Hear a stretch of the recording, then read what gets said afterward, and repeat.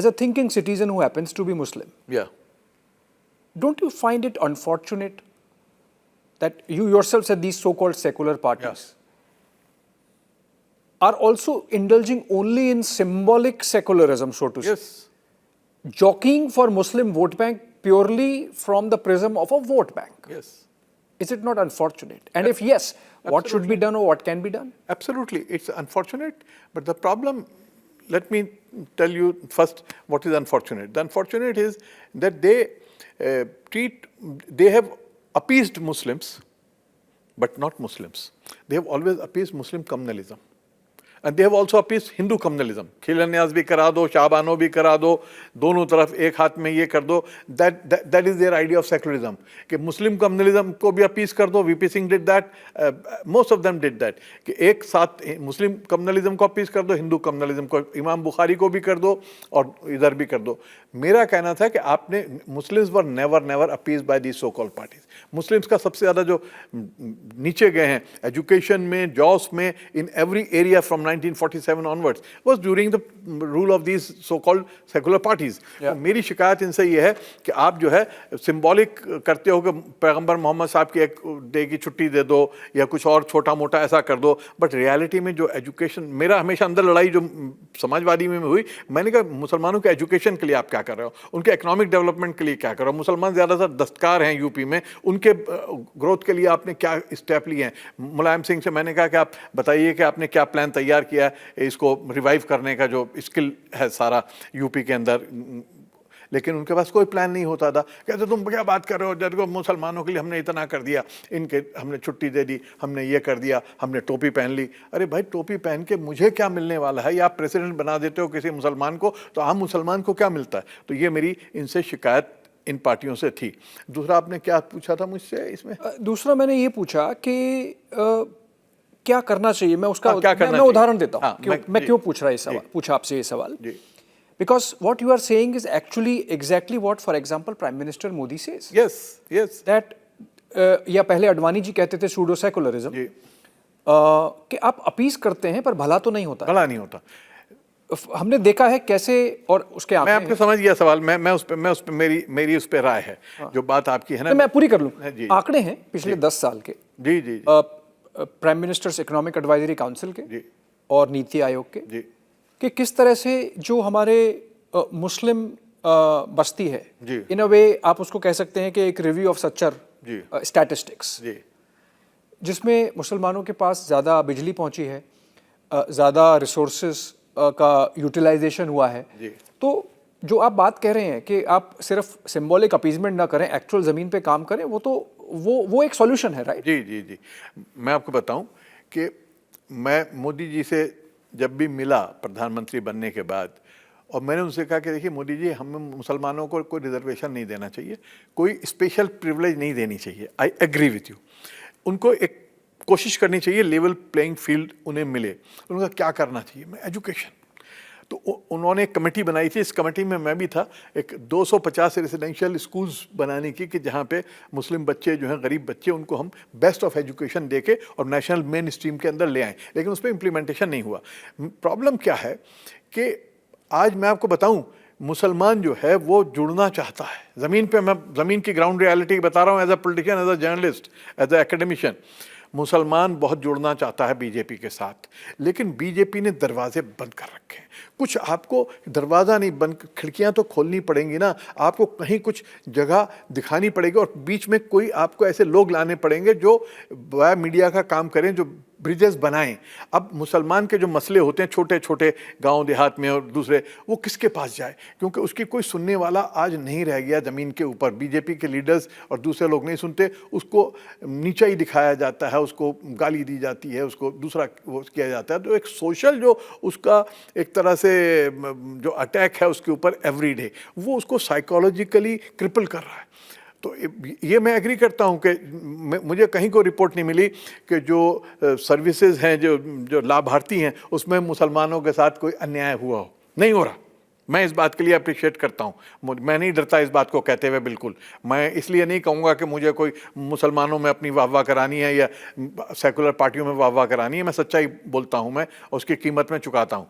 लेकिन साथ में ये भी है कि आप जो है, और मैं मोहन भागवत जी से 4-5 बार मिला हूँ, उनसे भी मैंने यही साफ बात कही कि आप जो है, सॉरी इंटरप्ट यू फॉर जी, लाभार्थी वाली आपने बात जी, मैं जब पिछले चुनाव 2024 के देख रहा था, जी, मैंने बहुत सारे मुस्लिम बहुल मुस्लिम डेंसिटी वाले पॉकेट्स देखे जो कॉन्स्टिट्यूएंसी हैं जहां उनका असर होता है। जी, लाभार्थी हैं वो, वहाँ पे प्रधानमंत्री आवास योजना पहुंची है, वहाँ पे ग्राम ज्योति बिजली योजना पहुंची है, पर उन्होंने वोट नहीं दिया।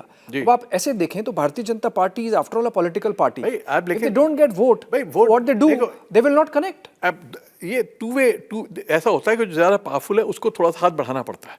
आप कुछ कैंडिडेट डालिए ना, आप अगर राज्य लोकसभा में नहीं लाते हैं, आप राज्यसभा में ज़्यादा लाइए, आप असेंबली में ज़्यादा लाइए, आप जो डिफरेंट कमेटीज़ है उसमें रखिए, आप जो कॉरपोरेशन है उसमें आप बिल्कुल हर जगह से अगर साफ कर देंगे कोई देखिए, जो भी होता है चाहे वो कितना भी गरीब हो, उसको सिर्फ पेट भरने की ख्वाहिश नहीं होती, वो एक पहचान भी चाहता है, वो एक सोशल रिकग्निशन भी चाहता है, वो एक फ्रीडम भी चाहता है, वो चाहे दलित हो, चाहे ब्राह्मण हो, चाहे किसी भी जात का हो। और मेरा मानना है कि हिंदुस्तान जो है it's a country of minorities, there is no majority, everybody either is a linguistic minority और सोशल माइनॉरिटी और रिलीजियस माइनॉरिटी और caste minority, and therefore we all suffer from a minority complex, and therefore everybody is afraid of everyone else, and therefore we have to create an environment to make this nation great, and this nation is going to become great. This is going, nobody can stop that. And वो तो हिंदुस्तान कमाल का देश है और रहेगा. This century belongs to India. I have no doubt about that. But at the same time, you have to create a social environment. और social environment को बनाने के लिए थोड़ा सा हाथ बढ़ाना पड़ेगा. बीजेपी को थोड़े माहौल बनाना पड़ेगा. और मुस्लिम साइड से भी अगर आप रोज गाली देते रहो, आप नहीं, मुस्लिम साइड से तो जो आम आदमी है वो तो बेचारा कहाँ पे कहे दिखाए कि मैं आपके साथ हूँ, कोशिश भी करता है लेकिन उसको वेलकम नहीं किया जाता. क्योंकि कल तक मैं सारी दुर्गा पूजा में मैं सारी ज़िंदगी गया हूँ. आज मेरे पे सवाल उठता है कि आप बताइए दुर्गा पूजा में आप ये साबित करके आइए. मैंने सारी ज़िंदगी दिवाली मनाई है. मेरे बाप अपने मौलाना थे लेकिन अपने हाथ से दिए लगाते थे. होली में हम घर में बैठते तो बाप नाराज़ होते थे, घर में क्यों बैठे हो, बाहर जाओ होली खेलो. वो कहते थे पड़ोसी के दुख और सुख में शामिल ना होना सबसे बड़ा गुनाह, सबसे बड़ा पाप है. तो इसलिए आज जो आप माहौल क्रिएट कर रहे हैं कि मुसलमानों को खदेड़ के एक कोने में कर दो, उसे मेंटल, फिजिकल, सोशल उसमें धकेल दो, क्या वर्ड यूज होता है, तो फिर वो कैसे मेन स्ट्रीम में आएगा? आप उसे मेन स्ट्रीम में लाने की कोशिश तो कीजिए ना. खाली मेन स्ट्रीम पॉलिटिकल नहीं होता है, socio economic other mainstream, bring it there. सिर्फ लाभार्थी से काम नहीं होगा. I hope you agree that we are having a constructive dialogue. Yes, absolutely. You know, आपने कहा कि एक माइनॉरिटी कॉम्प्लेक्स होता है. जी. आप आज के बारे में कह रहे हैं कि दबाते हैं या बात नहीं करते. जी. एक ये विक्टिमहुड नैरेटिव जो है, जी, मतलब एक आपने स्वीकार किया कि गुजरात के दंगों का एक जो टेलीवाइज रूप था शायद इसलिए इतना बड़ा हुआ, नहीं तो नहीं होता. पर आपने उसके अलावा कम से कम you have mentioned about a dozen और other riots from earlier before Gujarat. Yes. MJ Akbar आपके कॉन्टेम्प्रेरी जर्नलिस्ट रहे हैं. रॉयट आफ्टर रॉयट उनकी किताब है, मैंने पढ़ी है. मुझे नहीं लेके गया था उन्हें सारी जगह, उनकी किताब मैंने तैयार कराई थी. तो आप समझे कि वो सारे जो दंगों की जगहें थी, जी, कांग्रेस सरकारें थी. जी. तो ये कहना कि अभी देश मोदी और अमित शाह का है, बिल्कुल नहीं. ज्यादा दंगे हुए, ज्यादा दंगे हुए. पहले तो दंगे हुए हैं. पहले भी संवाद आपने कहा कि बड़ा आर्टिफिशियल किस्म का डायलॉग होता था. लेकिन क्या था कि एक फीलिंग थी कि आपको एहसास था. देखिए, परसेप्शन बड़ा इंपॉर्टेंट प्ले करता है. लेकिन आई कंप्लीट दिस. सो नेहरू के टाइम पे भी दंगे हुए, इंदिरा के टाइम पे भी दंगे हुए, राजीव के टाइम पे भी दंगे हुए, but still Muslims had a sense of participation, comfort. दंगा हो गया पर ठीक है. और बीजेपी के टाइम पे शायद दंगे नहीं हो रहे हैं. पर फिर भी आप कह रहे हैं कि पार्टिसिपेशन नहीं है। देखिए इंडियन जो नेचर है ना, डेमोक्रेटिक नेचर है, पंचायत वाली नेचर है, आज से नहीं हजारों साल से। तो हिंदुस्तान में बगैर डेमोक्रेटिक पार्टिसिपेशन के काम नहीं बनता। आप पार्टिसिपेशन में अगर बिल्कुल जीरो कर देते हैं तो वो फिर अपने को यतीम फील करता है, उसे लगता है ऑर्फन हो गया मैं। तो एक फीलिंग है, परसेप्शन है, उसको मुझे लगता है कि बीजेपी को थोड़ा सा आगे बढ़ के चेंज करने की जरूरत है। I am very happy that RSS is trying to do that. RSS के साथ हमारा एंगेजमेंट हो रहा है, बहुत हम बात कर रहे हैं और काफी चीजों पे हम लोगों को सहमति आ रही है, क्योंकि हमें इस देश को इनको बिल्ड करना है। आपने कहा कि 5 बार आप मोहन भागवत जी से मिले हैं जी, और मतलब आपको ऐसा लगता है कि he does not eat Muslims for breakfast, मतलब he is not like that. हाँ, आपको ऐसा एहसास हुआ? नहीं, मुझे तो मैं तो सुदर्शन जी से भी मिला था, मुझे तो मैं आरएसएस के जितने लोगों से मिला हूँ, मुझे नहीं कोई लगा कि कोई हम एलियन है एक दूसरे के लिए, हम एक दूसरे के दुश्मन हैं। हम अपोनेंट हो सकते हैं, डिसएग्रीमेंट हो सकता है, हम दुश्मन नहीं हैं। तो मोहन भागवत जी तो मैं समझता हूँ कि उनके सामने पॉलिटिक्स नहीं है, उनके सामने देश है और देश का भविष्य है। तो वो अगर उनसे हमारी बात होती है तो देश को सामने रख के बात होती है, इसको लेके नहीं होती है किस कौन पावर में आएगा, कोई नहीं आएगा। बाकी जगह पे क्या होता है कि जो डेमोक्रेटिक पॉलिटिक्स है, इसने क्या किया है कि सब में एक सेंस ऑफ विक्टिमहुड पैदा कर दी है। यादव भी अपने को विक्टिम महसूस करता है, यादवों के साथ बड़ा अन्याय हो रहा है। ब्राह्मण भी विक्टिमहुड है, ब्राह्मण भी महसूस कर रहा है मेरे साथ, मेजोरिटी भी में हिंदू में भी विक्टिमहुड है कि मेरे साथ बड़ा अन्याय हो रहा है, मुझे अपीजमेंट इनका हो गया, मुझे नहीं मिला। तो हम वही जो मैंने बात कही थी कि it's a country of minority, तो सबको माइनॉरिटी कॉम्प्लेक्स है, सबके अंदर एक सेंस ऑफ विक्टिमहुड है, हमें इससे निकालना है। क्योंकि जो नेशन डरी हुई नेशन है, एक दूसरे से डरे हुए हम, तो वो डरी हुई नेशन बहुत आगे नहीं जा सकती। हमें अगर चाइना के सामने खड़ा होना है। शायद भाई, it has nothing to do with the present setup. जैसे विक्टिमहुड की बात कर रहे हैं तो नहीं, मैं मोदी जी को ब्लेम नहीं कर रहा हूं, मैं मोदी जी को ब्लेम नहीं कर रहा हूं, मैं बीजेपी को ब्लेम नहीं कर रहा हूं, मैं डेमोक्रेसी को ब्लेम कर रहा हूं। डेमोक्रेसी के जहां फायदे हैं वहां नुकसान है कि आप वोट लेने के लिए अपनी कम्युनिटी में पहले एक फीलिंग ऑफ विक्टिमहुड पैदा करते हैं, इनसिक्योरिटी पैदा करते हैं और फिर कहते हैं मुझे वोट दो, मैं बचाऊंगा। सॉल्यूशन क्या? हाँ, इसका सॉल्यूशन ये है कि एक जो एजुकेशन होनी चाहिए, जो एक उससे बाहर निकलना चाहिए, और वो किसी बड़े लीडर को करना पड़ता है। अगर आज मोदी जी के पास जो है, जो काम अब मोहन भागवत जी करने की कोशिश कर रहे हैं, मेरे जैसे लोगों की जिम्मेदारी है मैं उसको खुल के कहूँ। मैं डरता ना रहूँ कि मुसलमान नाराज हो जाएगा तो मेरा क्या होगा, मुझे राज्यसभा चाहिए, मुझे फला चीज चाहिए, मुझे नहीं, मैं इससे ऊपर उठ जाऊं।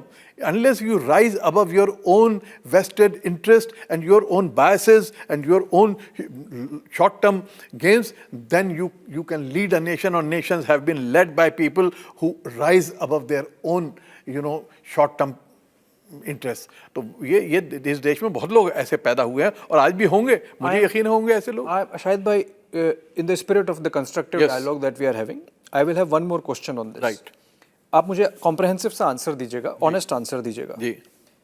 ये जो विक्टिमहुड नैरेटिव है मुस्लिम खास तौर से जी, उसको ब्रॉड बेस नहीं कर रहा हूँ मैं, स्पेसिफिक मुस्लिम विक्टिमहुड की बात कर रहा हूँ, क्योंकि वो आपकी किताब में शुरू में भी झलकता है जी, जहाँ आप मेंशन करते हैं कि आप जब और आज़ादी के समय के बाद की बात है, you are in a way midnight child being called a Pakistani, है ना, या आज की तारीख में हम देखते हैं कि डरा हुआ मुसलमान।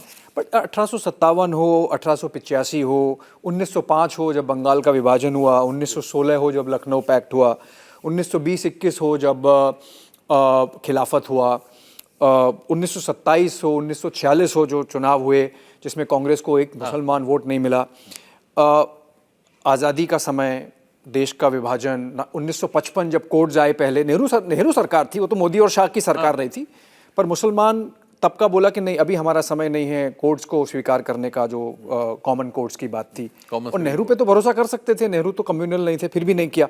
आई एम सेइंग, फिर या 86 हो, शाहबानो हो, फिर 2014 हो, सायरा बानो हो, 2019-20 हो जब CAA NRC हुआ, आप एक रिप्रेजेंटेटिव मुसलमान नहीं हैं, क्योंकि मुस्लिम स्ट्रीट जो है वो अलग एक व्यू रखती है, जिसका मैंने आपको 150 साल का एक नैरेटिव दिया। तो क्या जो मुस्लिम लीडर हैं और आप हैं, या तो आप कहें कि आप नहीं हैं, और अगर आप हैं तो क्या आपकी जिम्मेवारी बनती है कि एक 150 साल का पूरा इतिहास सामने रख के कि बोले कि भाई हमारे हिस्से की जिम्मेवारी ये है कि ये जो विक्टिमहुड नैरेटिव है, जिसका मोदी शाह से कोई लेना देना नहीं है, भारतीय जनता पार्टी से कोई लेना नहीं है, सावरकर से कोई लेना देना नहीं है, 57 से चला आ रहा है, उसका कोई निदान निकालना चाहिए। बिल्कुल, can the community come out with a solution? मैं बिल्कुल आपकी बात से सहमत हूं। और मैंने उर्दू का अखबार निकाला, मैं जब एमए किया है मैंने, बल्कि मैं जब एमए पढ़ता तब मैंने नई दुनिया निकाला, मैं अंग्रेजी जर्नलिज्म में जा सकता था। मेरा एक रीज़न था नई दुनिया उर्दू का वीकली निकालने का, सिर्फ मैं खबरें देना नहीं था, मुसलमानों के अंदर एक मेंटल चेंज लाना मेरा मकसद था, उनको हिंदुस्तान के साथ जोड़ना, क्योंकि मेरा मानना यह था कि उस वक्त तक एक बड़ा तबका ऐसा था जो दिल दिमाग से पाकिस्तान के साथ जुड़ा हुआ था, उसको ये एहसास दिलाना है कि हिंदुस्तान तुम्हारा वतन है और तुम टोटल कमिटमेंट तुम्हारा इस देश के साथ होना चाहिए, इस मेन स्ट्रीम में तुम्हें आना चाहिए। और जब तक तुम खुद स्ट्रगल नहीं करोगे, मुसलमानों को, मेरा मानना है कि मुसलमानों से सोशल रिफॉर्म नहीं आए मुसलमानों में, जो सोशल रिफॉर्म हिंदुओं के अंदर आए राजा राम मोहन राय के साथ और दूसरे आर्य समाज आंदोलन के साथ, मुसलमानों में 1857 के साथ वो अपनी शैल में चले गए। जो जब पावर छीनी, जब तक पावर थी तो आप बहुत ज़्यादा शेर थे, और जब पावर छीनी और मारे गए अंग्रेज़ों के हाथों तो आप अपनी शेल के अंदर चले गए और आपने अब समय निकल के आने ओढ़ लिया अपने ऊपर, सिर्फ मजहब को ओढ़ लिया और बाकी चीज़ें आपने उतार दी। और 1947 की सबसे बड़ी ट्रेजेडी क्या हुई कि जो पढ़ा लिखा मुसलमान था वो एक झटके में चला गया पाकिस्तान। यहाँ कौन रह गया लीडरशिप के लिए? यहाँ मौलाना मुल्ला रह गए, जो समाज को नहीं जानते थे, जो पॉलिटिक्स को नहीं जानते थे, सोसाइटी को नहीं जानते थे। एजुकेटेड मुसलमान में डर पैदा हो गया कि मैं मुसलमान से ना जुड़ूँ, वो अपने को सेकुलर साबित करता रहा। मेरे जैसे बहुत कम थे कि जिन्होंने कहा नहीं मैं हालांकि 100% सेकुलर हूँ, लेकिन मैंने कहा इस कम्युनिटी में मैं काम कर सकता हूँ, क्योंकि अभिषेक जाके काम वहाँ नहीं कर सकते, चाहे वो कितने भी उनकी मदद करना चाहे, मेरी सुनेगा वो। तो मैंने उसके बीच जाके काम किया, और इसलिए काम किया कि मेरी नेशनल ड्यूटी है, मेरी सेकुलर ड्यूटी है देश के मेन स्ट्रीम में लाने के लिए और उसके दिमाग से ये विक्टिमहुड का कॉन्सेप्ट निकालने के लिए। Is it not a structural failure of the community to have more Shahid Siddiqui? जरूरत है। आज मैं कर रहा हूं उस काम को। मैं और एसवाई कुरैशी, नजीब जंग, हम लोगों ने एक ग्रुप बना रखा है, जो हम एक तरफ भागवत जी से मिल रहे हैं, दूसरी तरफ हमने एक शिक्षा का आंदोलन चला रखा है। हमने बनाया alliance for education economic development of under privilege, जिसमें हम स्कूलों कॉलेजों के अंदर, मदरसों के अंदर मॉडर्नाइजेशन कैसे हो, उनको साइंस के साथ, मैथमेटिक्स के साथ, एआई के साथ कैसे जोड़ा जाए, और उनको कैसे उनके अंदर एक फीलिंग ऑफ कॉन्फिडेंस लाई जाए। क्योंकि जो कॉन्फिडेंस होता है अपने नेशन के अंदर, अपने लोगों के अंदर, वो फिर आपको, आपकी सोच को बदलता है। और मैं आपको बताऊं, मुसलमानों में एक बहुत बड़ा तबका है जो सोच बदल रहा है, लीडर नहीं बदल रहे हैं। और जो सो कॉल्ड सेकुलर लीडर हैं, वो उस विक्टिमहुड को हवा देते हैं, उसमें और छिड़काव करते हैं, उसमें तेल डालते हैं। ये जो विक्टिमहुड हुआ है उसकी एक वजह यह है, इंक्लूडिंग कांग्रेस, कि उन्होंने एक फीलिंग दी कि देखो मुसलमानों, तुम इस देश में बहुत खतरे में हो पार्टीशन के बाद, तुम्हें कौन बचा सकता है? सिर्फ हम बचा सकते हैं, और सिर्फ हमें वोट दो, अंधा वोट दो। तो मुसलमान मैं देखता था कि 4 साल 364 दिन कांग्रेस को गाली देता था और 365वें दिन जाके डर के मारे कांग्रेस को वोट देता था। तो ये जो इसी को प्ले किया दूसरी पार्टियों ने भी, और ये मेरा पार्टियों के अंदर रह के डिफरेंस हुआ है। मैं आपको बता दूं ऑनेस्टली कि मैंने पार्टी के अंदर रह के, मेरी आजम खान से झगड़ा हुआ है इसके ऊपर, कितनी बार बिल्कुल तू मैं हुई है, गाली गलौज हो गई है, कि जब मैंने कहा कि नहीं, मुसलमान को तुम जो है सिर्फ भेड़ बकरियों की तरह से चराते रहोगे कब तक, मुसलमान को एजुकेशन और उनके इकोनॉमिक डेवलपमेंट के लिए क्या करोगे। और खुशी है कि आजम खां फिर मेरी इस लड़ाई के नतीजे में उन्होंने यूनिवर्सिटी बनाई, लेकिन उस यूनिवर्सिटी को भी उन्होंने जो एक व्यापक शक्ल देनी थी वो नहीं दी। नतीजा हुआ कि आज मेरी हमदर्दी है उनके साथ बड़ा अन्याय हो रहा है। मैं अपने दुश्मन के साथ भी अन्याय को पसंद नहीं करता, ना उसका समर्थन करता हूँ। नहीं, मैं ऐसे, because I still want to persist with 2 more questions on this before we move on towards the last part of our conversation. आपने बहुत अच्छा आपने बताया कि आप काम कर रहे हैं और एक सिविल सोसाइटी का एक कंस्ट्रक्ट बना रहे हैं। 80 साल होने आए देश के आज़ादी को, 75 साल हो गए, अब तक बन जानी चाहिए थी। आज़ादी के बाद से उसकी वजह मैंने बता दी कि जब एक जनरेशन पढ़ी लिखी पूरी की पूरी एक झटके में गायब हो जाती है ना, तो 2-3 generation. But I am contradicting you. आज़ादी के बाद से 79 ईयर्स में से 19 साल देश का एजुकेशन मिनिस्टर या ह्यूमन रिसोर्स मिनिस्टर एक मुसलमान रहा है। मौलाना आज़ाद रहे हों, हुमायूं कबीर रहे हों, MC छागला रहे हों, फ़खरुद्दीन अली अहमद रहे हों, S नूरुल हसन रहे हों। तो देश को जो देना है एक समाज व्यवस्था का हिस्सा होने के नाते, उसमें कोई कमी नहीं रही है। Have the Muslims really failed to integrate themselves, and if yes, who is to blame? I agree with you, because विडंबना रही है कि ये एजुकेशन मिनिस्टर्स रहे, लेकिन जो इन्हें काम करना चाहिए था, क्योंकि ये मेरा एक्सपीरियंस बता दूं, मेरा बड़ा कड़वा एक्सपीरियंस है। मुझे अगर कोई काम लेना होता है मुसलमान के लिए, तो मैं किसी मुसलमान मिनिस्टर के पास नहीं जाता, मैं मुसलमान अफसर के पास नहीं जाता, वो जो है हाथ खड़े कर देता है, या तो खुले तौर पर या फिर रख लेता है अपने पास फाइल में। वो मुसलमान की लड़ाई लड़ने को तैयार नहीं होता, मुसलमान की बात करने को तैयार नहीं होता। उसके अंदर कहीं चोर है उसके दिल में कि मैं मुसलमान की अगर बात करूंगा या मुसलमान के स्कूल या कॉलेज के लिए मैं खड़ा हो जाऊंगा तो लोग मुझे कमनल कहेंगे। तो मेरा एक्सपीरियंस इस मामले में बहुत कड़वा है। तो मैं तो मेरा ज़िंदगी में मैंने देखा है कि जो नॉन मुस्लिम्स हैं वो कहीं ज़्यादा मदद करते हैं, ज़्यादा हेल्पफुल होते हैं बनिस्बत मुसलमान अफसर के या मुसलमान मंत्री के। बहरहाल लेकिन ये एक विडंबना है और आप जरूरत है। I would, for example, लेकिन मैं चाहूंगा कि आज I would like, for example, that instead of just contesting from Okhla, Shahid Siddiqui नई दिल्ली से लड़ें और साउथ दिल्ली से लड़ें और चुनाव जीतें, क्या समस्या है? बट जैसे कैसे होता है, politics is about acceptance. Yes, if you vote Samajwadi Party और RJD based on they holding an iftar wearing a topi, क्या समस्या है अगर आरिफ मोहम्मद खान या इवन फारूक अब्दुल्ला कुछ भजन गा लेते हैं या किसी मंदिर में चले जाते हैं? Why don't we have more of those Muslim leaders who do that? Absolutely more. मैं तो इलेक्शन अपने ख़राब कर चुका हूँ क्योंकि मैंने मंदिर में जाके माथे पे तिलक भी लगवाया, नमस्कार भी किया। मुझे शिकायत हुई लोगों की बहुत। मैंने कहा ये मुझे बताओ कि ये कहाँ से, अगर एक हिंदू दरगाह पे आके निज़ामुद्दीन की पगड़ी भी पहनता है और दुआ भी मांगता है तो आप कहते हो बड़ा अच्छा सेकुलर है, और वही हिंदू जब अपने मंदिर में जाके पूजा करते हो देखा अंदर से निकला कमनल, भाई वो कमनल नहीं है। ऐसे ही मुसलमान जो है, मैं मस्जिद में जाता हूँ तो बड़ा अच्छा आदमी हूँ, लेकिन अगर मेरी जो श्रद्धा है वो श्रद्धा सिर्फ एक धर्म के लिए नहीं है, मेरी श्रद्धा, और मैं रिप्रेजेंट किसी एक को नहीं कर सकता। ये लोकतंत्र है। इस लोकतंत्र को मुसलमानों का क्या, इस देश के हिंदुओं का भी एक बड़ा हिस्सा समझ नहीं पाया कि लोकतंत्र में क्या व्यापक कैसे होना होता है, how to be open-minded and open-hearted. So I think we are a nation in the making, and I believe I have full confidence in next 20-30 years we will emerge as a very very positive secular society, and Muslims are also changing very fast. अभी 2 महीने में मुझे बताइए, 2 महीने में बिहार का चुनाव आ रहा है। हाँ, If you are saying that we are evolving, yes, 2 महीने में बिहार का चेंज चुनाव को इलेक्शन से मत जोड़िए सर। नहीं, मैं एक उदाहरण दे रहा हूँ।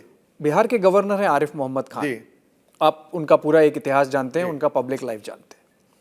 क्या बिहार के मुसलमान, और मैं बहुत सीधा सवाल पूछ रहा हूँ, जब वोट करेंगे अपने आरजेडी लालू के रूल के जो अनुभव है और अभी नीतीश सरकार का जो अनुभव है डेवलपमेंट मैट्रिक्स पे, रूल ऑफ लॉ पे या लॉ एंड ऑर्डर पे, उसके बेस पे वोट करेंगे या सिर्फ इसलिए वोट करेंगे कि वो मुसलमान हैं और एक आदत है कि एक सेकुलर पार्टी को वोट करना चाहिए? भाई साहब, I want to see the evolution. एक बात सुनो, आप मुसलमान की बात करते हो, ठाकुर एक पर्टिकुलर तरीके से वोट करता है, वो ये नहीं देखता सड़क बनी कि बड़ी महंगाई हुई कि बेरोजगारी हुई, मैं ठाकुर हूं तो ठाकुर नहीं, ऐसा ही होता है। डेवलपमेंट पॉलिटिक्स 70% इस देश की बदनसीबी ये है, unfortunately, that in this country we talk of sadak, bijli, sadak, pani, BSP, but we don't vote for bijli, sadak, pani. We vote for our caste, we vote for our religion, we vote for कि हमारे एरिया का जो बंदा हमारी जात का है कि नहीं है। That is happening not just with Muslims, with everybody, and that in fact these compartments have become more sharpened in last 70 years than they were at the time of independence. ये जो कास्ट के अलग अलग boxes बने हैं, जो religion के boxes बने हैं, ये ज़्यादा शार्पन हुए हैं। तो और मुसलमान भी बहुत सी चीज़ों का इन्फ्लुएंस होता है, लेकिन ओवरऑल जो है उसके अंदर जो फीलिंग ऑफ इनसिक्योरिटी पैदा की जाती है उसका असर होता है। उसमें दोनों का रोल है, उसमें बीजेपी का भी रोल है, सेकुलर पार्टियों का भी रोल है, दोनों उसे इनसिक्योर करते हैं। इनसिक्योर करके मुख्यमंत्री तो नीतीश कुमार हैं, वो तो सेकुलर हैं, और अनुभव लोगों का मैं वही मैं I want my question, let me tell you even lot of BJP supporters are not happy with Nitish Kumar at all and his administration and the way he has worked. तो खाली उसमें इसलिए वोट नहीं दिया जाएगा कि नीतीश कुमार हिंदू हैं कि मुसलमान हैं। अगर वहाँ पे नहीं डेवलपमेंट हुआ है, अगर रोजगार नहीं आया है, अगर महंगाई है, अगर डेवलपमेंट नहीं हुआ है तो वोट नहीं मिलेगा उनको। उस मुद्दे पे वोट होगा, उस मुद्दे पे हो रहा है वोट, तो काफ़ी सारा तो इसलिए देता है। तो अब इसलिए नहीं देगा कि मुसलमान इसलिए वोट दे रहे कि नीतीश कुमार जो हैं सो कॉल्ड सेकुलर हैं। मेरे हिसाब से वो भी वही सो कॉल्ड सेकुलर हैं जैसे so called secular Lalu ji हैं। तो इसलिए वो तो बहुत सारे फैक्टर्स काम करेंगे। हाँ, अगर उनका कैंडिडेट है अच्छा, अगर उन्होंने खड़े किए हैं ऐसे जो मुसलमान को लगता है जो मेरे कल को काम करा सकता है। देखिए अल्टीमेटली क्या देखता है आदमी, मैंने तो इलेक्शन लड़े हैं, मैंने देखा है ज़मीन पे, वो देखता है भाई साहब मेरे को कल को मुश्किल पड़ेगी, हॉस्पिटल में एडमिशन चाहिए मेरे बच्चे का, मुझे स्कूल में एडमिशन चाहिए, मुझे थाने में काम चाहिए, तो मैं किसके पास जाऊँगा। अगर उसका एक्सेस है तो उसको वोट देता है वो। कितने मैं बीजेपी के लीडर ऐसे जानता हूं जिनके पास एक्सेस है। मेरा अपना परिवार है सहारनपुर में, महावीर राणा अभी डेथ हो गई उसकी, बीजेपी से एमएलए थे, ठाकुर हैं, और उनके बड़े भाई पूरा मेरे अपने परिवार की तरह। अगर उनके बच्चे को अभी टिकट हुआ था सहारनपुर से, उसने आगे पहले मेरे पैर छुए थे। तो वो जो है उसको मुसलमान का वोट मिलता है, उसको मुसलमान का वोट मिलता है, क्योंकि उन्होंने कभी फर्क नहीं पैदा किया। ऐसे ही जो अपना है क्या नाम, जो रेसलिंग वाला जो था, क्या नाम है उसका, बीजेपी का एमपी जो है, उसको मुसलमान वोट, जिसके अगेंस्ट हमारी रेसलिंग उस बहुत वो हुआ था, नाम हाँ बीजेपी के जो एमपी हैं जी, तो उनको मुसलमान वोट बहुत मिलता है। गोंडा वाले, हाँ गोंडा वाले, उन्हें बहुत ब्रजभूषण शरण सिंह, हाँ उन्हें ब्रजभूषण सिंह को मुस्लिम वोट बहुत मिलता है, बावजूद इसके कि अगर मेरे जैसे आदमी का सवाल हो तो मैं हरगिज उन्हें सपोर्ट नहीं करूंगा। I was looking for an answer for whether development politics, development oriented politics has the time for that has come और not. Time has come. Look, our problem is that we look at things in a very short time frame. When nation is building, India was not a nation as Germany was. कि एक धर्म, एक जुबान, एक culture. India is an amalgam of nationalities. It's gradually evolving into a one nation. It will take time. बीच में रुकावटें भी आएंगी, ऊपर जाएंगे फिर नीचे आएंगे, ग्राफ ऐसे नहीं जाएगा नेशन बिल्डिंग का ऐसे जा रहा है, बट आगे जा रहा है। तो 70 years are nothing. 70 years is a very short time. और बहुत तकलीफ़ों से हम गुजरे हैं। इनफैक्ट 2000 से 1990 ऑनवर्ड्स हमने ग्रेजुअली निकलना शुरू किया है उस अर्लियर फेज से जिसमें हम फंसे हुए थे, और जो हमारा अर्लियर फेज था जिसमें हमें बुनियाद बनानी थी। तो we have started building this nation from 1990 onwards. तो ये 30-40 साल में नेशन नहीं बनती, लेकिन बन रही है, बहुत बनी है। और मेरा मानना है कि आने वाले वक्त में चेंज होगी। इसलिए वी शुड नॉट जज this what is happening today और एनी कम्युनिटी और any leader on the basis of this short. बिल्कुल। My second last question, you mention on page number 279 that you do not have problems with the Uniform Civil Code. Yes. If the intention behind it is to promote security and justice in society. Yes. Especially for women. Yes. But if its purpose is to impose the majoritarian way of life. Yes. On everyone and browbeat minorities, I don't support it. Yes. I believe reforms of any kind can come only through better education and living conditions from within the community. Yes. My question is 79 years. कब होगा ये? हो रहा है। मैं तो ज़मीन पे देखता हूँ कि आज जो है जो when can we have uniform civil code? सुनिए आज ये हो रहा है कि मुसलमान फैमिली प्लानिंग उतनी ही कर रहा है और एजुकेटेड में ज़्यादा कर रहा है। केरला में मुसलमान का जो ग्रोथ है बच्चों का, वो दूसरी कम्युनिटीज से कम है, काफ़ी उनसे आगे है वो। तो मुसलमान भी उसमें भी आगे जा रहा है। दूसरी शादी में भी मुसलमान जो एजुकेटेड है, जो वेल ऑफ है, वो चेंज हो रहा है। तो वो हिंदू का, आप अगर हिंदू मुसलमान के कंपैरिजन के बजाय सेम स्ट्राटा ऑफ इकोनॉमिक और सोशल क्लास को अगर कंपेयर करेंगे तो आपको सिमिलर नज़र आएंगे। तो मुसलमान के अंदर बहुत चेंजेस आ रही हैं, लेकिन वो ऊपर नहीं नज़र आ रही हैं। इसलिए नज़र नहीं आ रही कि वो मीडिया और वो उसको उस तरह से देखता नहीं, उसे सर्टेन ब्रैकेट में रख के देखता है, स्टेरियोटाइप करके देखता है। स्टेरियोटाइपिंग जो हो रही है मुसलमानों की और पिछले 20 साल में ज़्यादा हुई है, उस स्टेरियोटाइपिंग से नुकसान हुआ है कि उसका इमेज दूसरों में भी और ख़ुद अपने अंदर भी गलत हुआ है। तो इस स्टेरियोटाइपिंग से बाहर निकलना पड़ेगा। मेरे जैसे लोग उसको कर सकते हैं, लेकिन हम लोगों को बात, जैसे आज आप मुझे बात करने का मौका दे रहे हैं, मुझे अगर टीवी के डिबेट में आता हूं तो एज ए एडवर्सरी मुझे खड़ा होना होता है, आइदर दिस वे और दैट वे। हमारे बड़े अच्छे दोस्त अर्नब गोस्वामी मुझे कर देते हैं, शाहिद भाई will oppose. I don't want to oppose. I may oppose Modi ji on certain issues, support on certain issues. I'm not going to see things in black and white, but the media wants to see everything in black and white today. But the nation needs people who are able to see various shades and colors, and therefore build a nation which is multicolored, which is so beautiful, and which will emerge as a great nation. Fair enough. Actually, मैं ऐसा सोच रहा था कि like it happens in personal life. Yes. There are things you control, there are things you don't control. Yes. और जीवन में आगे बढ़ने का जो तरीका है वो ये है कि आप उस पर फोकस करें जिस पे आप कंट्रोल करते हैं।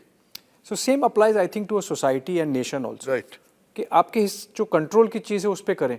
I wish that a Muslim leadership emerges which focuses on the things they control and evolve. Bihar शायद एक एग्जाम्पल हो सकता था अगर लोग उस बिना पर वोट करें कि क्या हमारा विकास हुआ है, क्या हम लॉ एंड ऑर्डर के हिसाब से मोर सिक्योर हैं, बनिस्बत इसके कि भाई जो साहब, हमारी आदत आज की तारीख में कोई भी इश्यूज पे वोट नहीं करता है। Whether it's BJP which is asking for votes not on issues, nor the opposition which is asking for votes on issues, non-issues have become the real issues. वो चाहे वोट चोर हो, चाहे वो मंगलसूत्र चोर हो, या कोई शमशान और कब्रिस्तान हो, तो इन सब इश्यूज पे अगर वोट मांगे जाएंगे, स्पीचेस नहीं अगर स्पीचेस वोट उसी पे मांग रहे हो यार, आप उसी पे वोट है, स्पीच क्या है, स्पीच क्या है, स्पीच कोई पर उससे वोट तो हवा में decide थोड़ी नहीं होता है। नहीं होता है, you are dividing the voter on this basis. आप फेयर पैदा कर रहे हो, you are creating fear in the minds of the voter. By creating fear, you are trying to garner votes. So that is happening with everybody. Let's say with all the parties are doing that, unfortunately, but the civil society must stand up and try to rise above this. Not the politicians will not do it because they have to win elections at any cost. But the civil society, the media is a very important part of the civil society because it builds the mind. And if anybody really wants to build the republic, then great republic, then they should come forward with minds which are ready to bring people together and not divide. And that is where India will flower. And it's going to flower despite all the divisions we are building into it.